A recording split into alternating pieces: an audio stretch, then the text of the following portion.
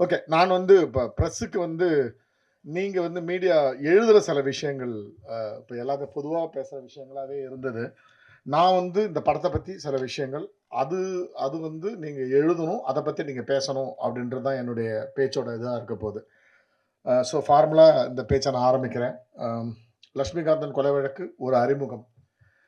2எம் cinemas KV. Sabareesh, T pictures சார்புல என்னுடைய Dhayal Padmanabhan productions நாங்க 2 பேரும் சேர்ந்து தயாரிச்சிருக்கிற இந்த படத்தோட இந்த படத்தோட ஒரு அறிமுகம் இந்த விழாவுக்கு வந்திருக்கிற ஊடக நண்பர்கள் அனைவரையும் நான் சபரீஷ் சார் சார்பையும் என்னுடைய சார்பிலும் வரவேற்கிறேன். என்னுடைய காஸ்ட் அண்ட் க்ரூ, என்னுடைய சீஃப் கெஸ்ட் அவரையும் வரவேற்க ரொம்ப பெருமகிழ்ச்சி அடைகிறேன். என்னுடைய ப்ரொடியூசர் இன்னைக்கு ஊரில் இல்லை, மொரிஷியஸில் அவருக்கு இன்னொரு படம் ஷூட்டிங் நடந்துன்னு இருக்குது. அதே ஷூட்டிங்கில் ரங்கராஜ் பாண்டியவும் இருக்கிறாரு. அதனால தான் அவங்க 2 பேரும் இல்லை. ஸோ வேறு வதந்திகள் எதையும் நம்ப வேண்டாம். அதுதான் உண்மை. இப்போ பொதுவாக என்னன்னா, இது எனக்கு 22வது படம். தமிழில் 3வது படம். ஏற்கனவே கொண்டால் பாவம், மாருதி நகர் போலீஸ் ஸ்டேஷன் ஆன பிறகு இது எனக்கு 3வது படம். இந்த படத்தோட கதையை பற்றி சொல்லணும்னா, நான் சில அவசியப்படுதுன்றதால நானும் என்னுடைய நடிகர்களும் என்னுடைய டெக்னீஷியன்ஸும் சில விஷயங்களை உங்கள்கிட்ட மறைச்சி வச்சிருக்கோம். அதுக்கான காரணம் இருக்கு. அந்த காரணத்தை நாங்கள் வெற்றி விழாவில் சொல்வோம். ஓகேங்களா? ஸோ அது என்ன காரணம், என்ன விஷயத்தை நாங்கள் மறைச்சிருக்கிறோன்றதை நாங்கள் அப்புறம் சொல்லுவோம். அதே மாதிரி லட்சுமிகாந்தன் கொலை வழக்குன்னு நான் டைட்டில் அனௌன்ஸ் பண்ண உடனே ரேகா ப்ரெஸ் நோட் எழுத ஆரம்பித்த உடனே அவங்களே நிறையா இது மாதிரி உண்மை சம்பவத்தை அடிப்படை அப்படி இப்படின்னு சொல்லி நிறைய எழுதின பிறகு ரேகாவிட்ட கூப்பிட்டோம். ரேகா, நான் ஏன் தெரியுங்களா உங்களோட ரைட்டிங்கில் நான் கரெக்ட் பண்ணல, உங்களுக்கு ஒரு பர்செப்ஷன் இருந்துச்சுன்னா லட்சுமிகாந்தன் கொலை வழக்குனோடனே பாகவதர் அது ஒரு கொலை அப்படின்னு உங்களுக்கு ஒரு வந்துச்சுல, எல்லாருக்கும் அப்படி வரட்டும். ஓகே, எல்லாரும் அப்படியே நினச்சின்னு வரட்டும். பட் அங்கே இன்னொரு பேக்கேஜ் இருக்கட்டும், அதுக்கு கான்ட்ராஸ்டாக ஒரு பேக்கேஜ் இருக்கட்டும். அந்த பேக்கேஜை அவங்க என்ஜாய் பண்ணட்டும். அதனால தான் நான் ப்ரெஸ் மீட்டில் அது ஆன பிறகு தான் நான் செகண்ட் ப்ரெஸ் நோட்டில் தான் ரேகாட்ட சொன்னேன், இனிமேட்டு யார்கிட்டையும் அதை சொல்லாதீங்க. அது இது உண்மை சம்பவத்தை அடிப்படையாக வச்சது, அந்த காலத்தில் பரபரப்பை ஏற்படுத்திய விஷயம்லாம் சொல்லாதீங்க. இது ஒரு உண்மை சம்பவத்தை அடிப்படையாக வச்ச ஒரு விஷயம்தான். நீ பேசி முடிச்சிருங்க, பேசி முடிங்க. ஓகே. ஸோ உண்மை சம்பவத்தை அடிப்படையாக வச்சது தான்.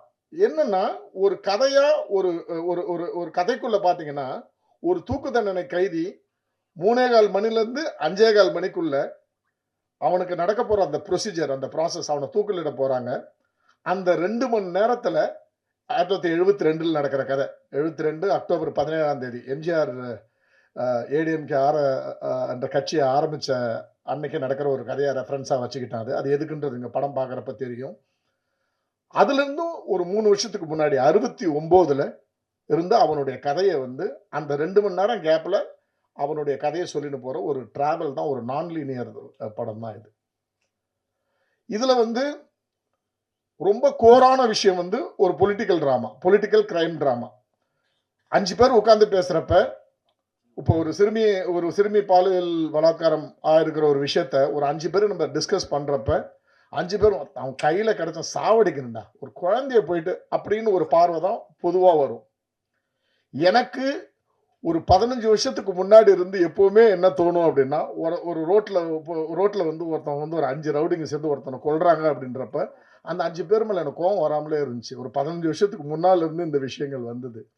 என்னன்னா, நான் எப்பவுமே கடவுள்கிட்ட என்ன எப்படி யோசிப்பேன் அப்படின்னா, எல்லாருக்கும் நல்ல புத்தியை கொடுக்குறல்ல, ரோட்ல ஒருத்தனை கொலை பண்ணக்கூடாதுன்ற மனநிலை கொடுக்குற அதே கடவுள் தான் 5 பேருக்கு அவனுக்கு அப்படி ஒரு குரூரமான மனநிலை எப்படி, அந்த வியாதியை ஏன் கொடுத்த, அந்த மென்டல் ஹெல்த்தை ஏன் அவனுக்கு கொடுத்தன்னு அவன் மேல எனக்கு பாவமா தான் தோணும்.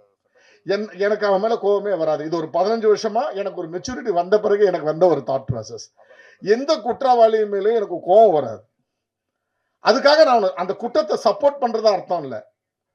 அவன் பஞ்சம் சரின்ற ஆர்குமெண்ட் கிடையாது. பட் எனக்கு எப்பவுமே எனக்கு ஒரு நல்ல மனநிலை கொடுக்கிற ஒரு பொண்ணு நடந்து போறப்ப அவளை அசிங்கமா பார்க்க கூடாதுன்ற நல்ல எண்ணத்தை எனக்கு கொடுக்கறல்ல, ஏன் இன்னொருத்தனுக்கு அந்த நல்ல எண்ணத்தை கொடுக்க மாட்டேற, ஏன் அவனுக்கு அந்த பேட் மென்டல் ஹெல்த்தை கொடுக்குற அப்படின்ற பார்வை எனக்கு எப்பவுமே உண்டு.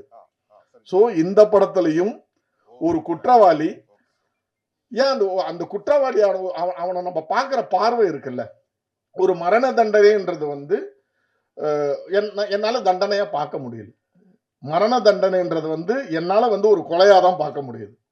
அது நீங்க வந்து நம்ம ஆர்குமெண்ட்டா பேசுறதா இருந்தா, நான் என்னுடைய ஆர்குமெண்ட்ஸ் என்னென்ன இருக்கோ, அத இந்த படத்துல வச்சிருக்கேன். ஆனால் மரண தண்டனை தவறு. இது வந்து ஒழிக்கப்பட வேண்டும். இப்படி எந்தவித நீதியோ, போதனையோ அத நான் திணிக்கல. அதர் சைடுல மரண தண்டனை ஏன் வேணும்ன்றதையும் வச்சிருக்கேன். இப்ப என் கூட இப்ப 2 பேர் பேசுறப்போ ஒரு கான்வர்சேஷன் வரும் இல்லையா? அந்த கான்வர்சேஷனையும் வச்சிருக்கேன் அதர் சைடுல.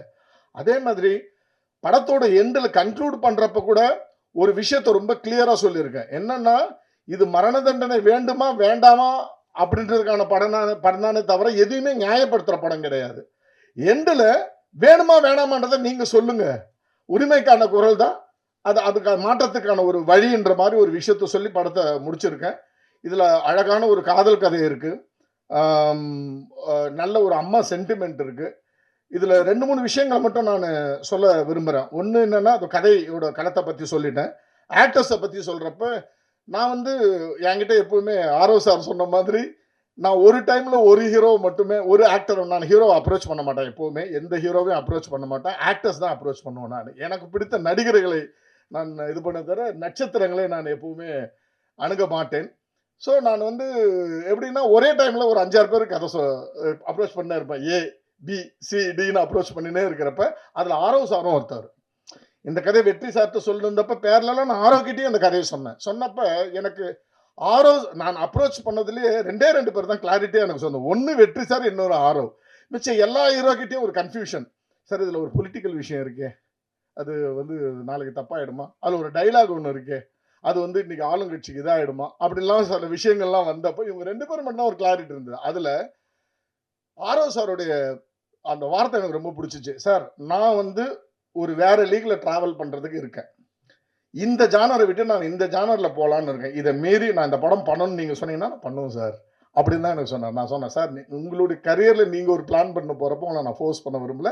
தேங்க் யூ சோ மச்ன்னு சொன்னப்ப, அதே மாதிரி பேரலலா நான் வெற்றி சார் அப்ரோச் பண்ணிருந்தேன். அதே டைம்ல சபரீஷ் சார் மூலமா, என்னோட புரொடியூசர் மூலமா. வெற்றி சார் படிச்சு வித்தின் 2 டேஸ்ல, சார் நம்ம போயிடலாம், ஷூட் போயிடலாம். எப்போ போவீங்கன்னு கேட்டாரு. இன்னும் ஒரு 10 டேஸ்ல போயிடலாம் சார்ன்னு சொல்லி, ஒரு 10 டேஸ்ல ஷூட் போயிட்டோம். இவ்வளவுதான். இத நான் கிளாரிட்டியா சொல்ல விரும்பல. மத்தவங்க மாதிரி நானு அத மறைக்கலாம் விரும்பல. நான் நெறைய பேர் அப்ரோச் பண்ணேன். அதுல எனக்கு ரொம்ப பிரபலமான ஒரு யூடியூபர் வந்து என்ன இந்த கதைய கேட்டுட்டு, ஒரு பெரிய ஹீரோ கிட்ட அனுப்பிச்சாரு. அவர்ட்ட கால்ல விழாத குறையா சொல்லிட்டேன். நானு ஹீரோகிட்ட படம் பண்ண மாட்டேன் சார் நானு. எனக்கு ஆக்டர்ஸா இருந்தா படம் பண்றேன். பெரிய ஹீரோட்ட நான் போகவும் மாட்டேன். அவங்களுடைய மெசேஜுக்கு, அவங்க காலுக்கு வெயிட் பண்ற பொறுமை எனக்கு கிடையாது. அவ்வளவுதான். அது அவங்கள சொல்லி குற்றம் கிடையாது. இதுதான் இந்த ஹீரோ வெற்றி சார் உள்ள வந்த இது ஒரு விஷயம். ஆரவ் சார் எதுக்கு இங்க நம்ம சீஃப் கெஸ்ட்டா நான் ஆக்சுவலா ஆரவ் சார வந்து டூ பி ஹானஸ்ட் ஒரு ஃபோன் கூட பண்ணல நான். ஒரே ஒரு மெசேஜ் நேத்து. Sir can I ask a ஃபேவர்ன்னு நேத்து தான் மெசேஜே போட்டேன். அவரு உடனே சார் எனிதிங் ஃபார் யூ அப்படின்னு சொன்ன உடனே டக்குன்னு யோசிச்சேன். ரிலீஸ் டைம் ஒரு ரூ. 10,00,000 பணம் கேட்கலாமான்ட்டு.